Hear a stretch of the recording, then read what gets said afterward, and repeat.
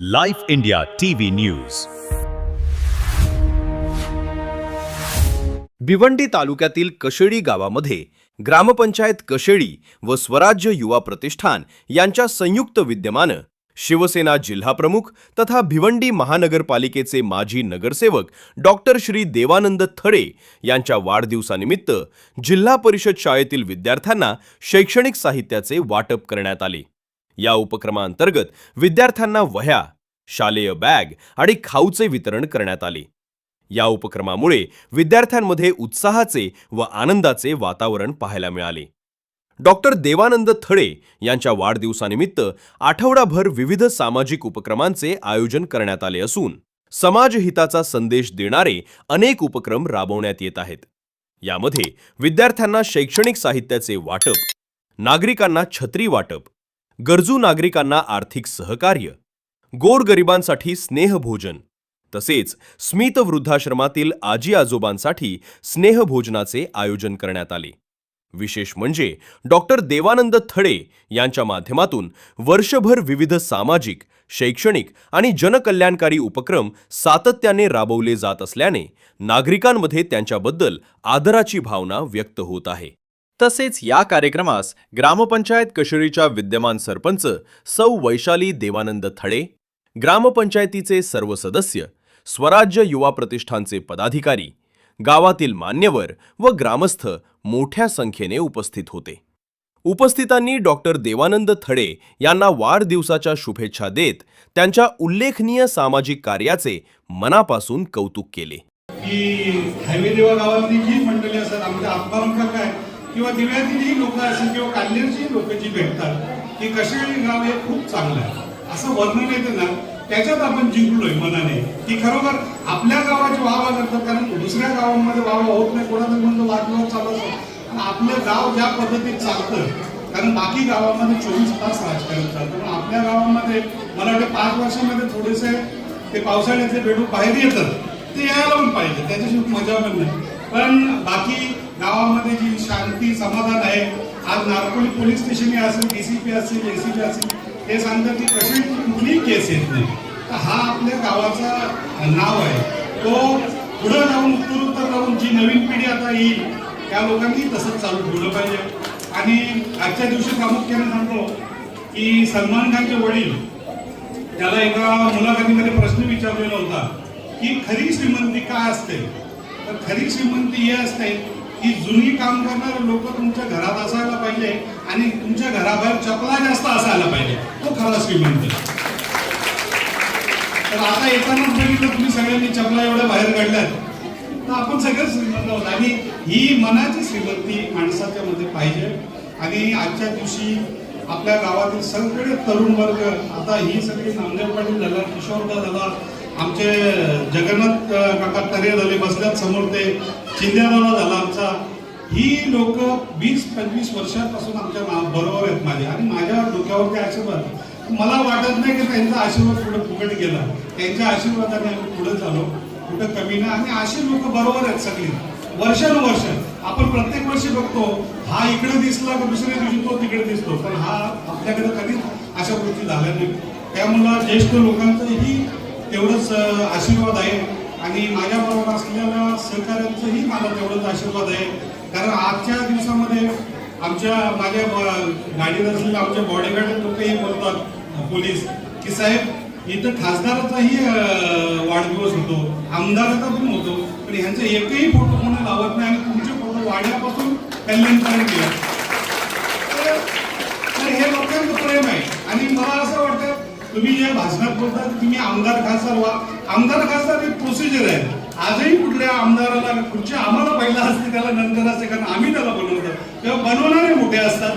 त्या पद्धतीने तुम्ही बनवायचा ताकद दिले, किंग मेकर म्हणून आम्हाला याच्यावर बसवलं. अशाच पद्धतीचं प्रेम ठेवा. उत्तरोत्तर या गावासाठी आपल्याला काय नवीन संकल्पना असतील तुमच्यामध्ये असेल तर मला नक्कीच सांगा आणि त्या आपण पूर्ण करायचा याच्याने जाऊ. आज आपल्या गावाला झालं अध्यात्माची गरज आहे. अध्यात्म ही आता मला वाटतं आपला गुरुपाठ हे हरिपाठ प्रत्येक वर्षीच मी ठेवतो, खूप सुंदर असतो. अजून आपल्याकडे भजन वगैरे पण व्हायला पाहिजे. आता मीच थोडा रिटायर झालो, मीच सुरू करेन, कारण दुसरा कोणी दिसत नाही, दुसरा कोणाला आवड दिसत नाही. त्यामुळे सगळ्या गोष्टी गावामध्ये पाहिजे आणि गावामध्ये एकोपा पाहिजे महत्वाचा.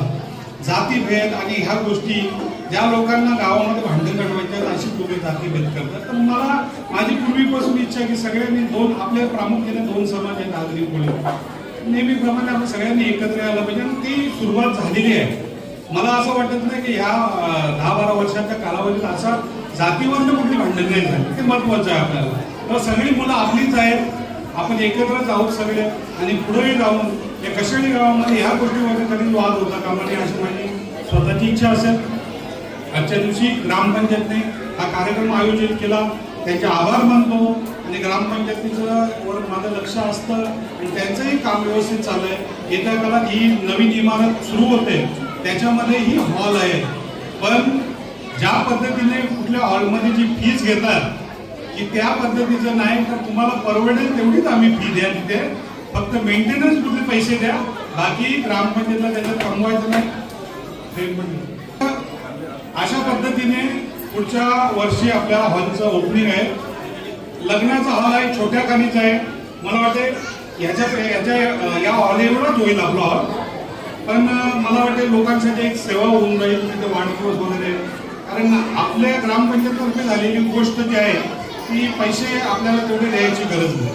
अशा पद्धतीचं मी तुमच्या लोकांना मत घेऊन त्याच्यामध्ये महिने फीज ठेवू आपण की तुम्हाला परवडेल आणि तिथे AC वगैरे असेल तर लाईटचं बिल निघेल, एवढंच तुम्ही दिलं पाहिजे. अशा पद्धतीनं मध्ये हे असेल आणि आजच्या दिवशी तुमच्या सगळ्यांचा आशीर्वाद असाच राहू दे. आणि माझा 100वा वाढदिवस करेल तेव्हा तुमच्या सगळ्यांकडनं शब्द म्हणून तुम्ही बरोबर पाहिजे माझ्या, आणि तुम्ही बरोबर असले तर तो पल्ला गाठेल, म्हणजे तुमचीही 100 वर्ष होऊन जाईल प्रत्येकाची. धन्यवाद, थँक्यू. कशेही गावातच नव्हे तर आजूबाजूच्या सर्व गावांमध्ये तर उत्स्फूर्तपणे साहेबांच्या वाढदिवसांच्या शुभचिंतनाचे जोर लागलेले असतात. आता आपण पाहतोच, आपल्या सगळ्यांना माहितीच आहे की कशेही गावात साहेबांनी काय काय सुधारणा केलेल्या आहेत. पण आता आपल्या या सुधारणांचा, साहेबांच्या सुधारणांचा प्रवास हा नुसता कशेही गावापुरता मर्यादित न राहता त्यांनी आता आपण भिवंडी तालुका व्यापला पाहिजे आणि या भिवंडी तालुक्यावरती आपला कशेही गावाचा एक ठसा उमटला पाहिजे.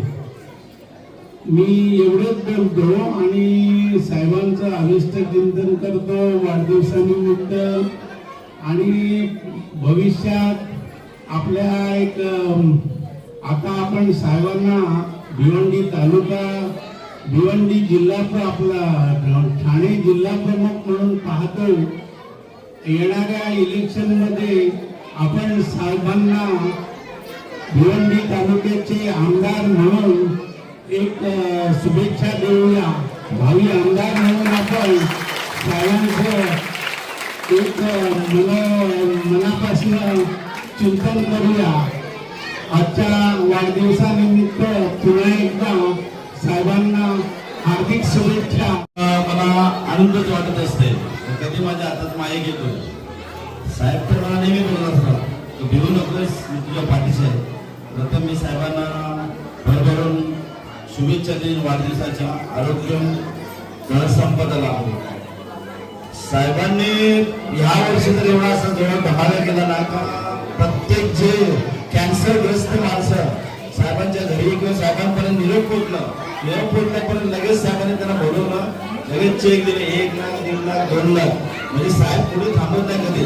साहेबांची पहिल्यापासून जी अशी हे आहे ना का कोणी पण येऊ द्या, गोर गरीब येऊ द्या आणि लहान मुलगा जर दिसला तर त्याच्या पाठीवर हात ठेवणार साहेबांनी आता साहेबांना 4-5 दिवस आम्ही गेलो.